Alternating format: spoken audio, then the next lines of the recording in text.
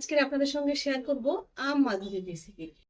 অক্ষয় তৃতীয়ার দিনে এই আম মাধুরী রেসিপিটা অবশ্যই ট্রাই করবেন। দেখবেন খেতেও যেমন অন্যরকম, নামটাও ভীষণ সুন্দর। কিন্তু আপনারা অবশ্যই ট্রাই করবেন। প্রত্যেকটা জিনিস আলাদা আলাদা দিয়ে তৈরি করছি, অবশ্যই আপনারাও কিন্তু এভাবে তৈরি করবেন। দুধটা ফুটিয়ে নিলাম, তারপরে এর মধ্যে দুমুঠো গোবিন্দভোগ চাল আগে ভিজিয়ে রেখেছিলাম, সেটা দিয়ে দিলাম।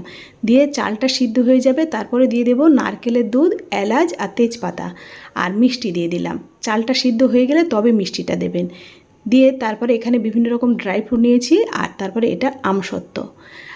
আর এখানে এই পনির দিয়ে দিচ্ছি গ্রেট করে। এই পনিরটা কিন্তু একেবারে স্পেশালভাবে পায়েসটা অন্যরকম স্বাদ গন্ধ আনবে। পনিরটা গ্রেট করে দিলাম, ড্রাই ফ্রুটগুলো দিয়ে দিলাম, আর ছোট ছোট করে টুকরো করে আমসত্ত্ব দেবেন। দেখবেন ভীষণ সুস্বাদু আর সুন্দর একটা গন্ধ বেরোবে। আর তারপরে সাজিয়ে নেওয়ার সময়ও কিছু ড্রাই ফ্রুট রেখে দেবেন, যেটা ওপর থেকে সাজিয়ে নেবেন। ভীষণ ভালো লাগবে, অবশ্যই বাড়িতে ট্রাই করুন।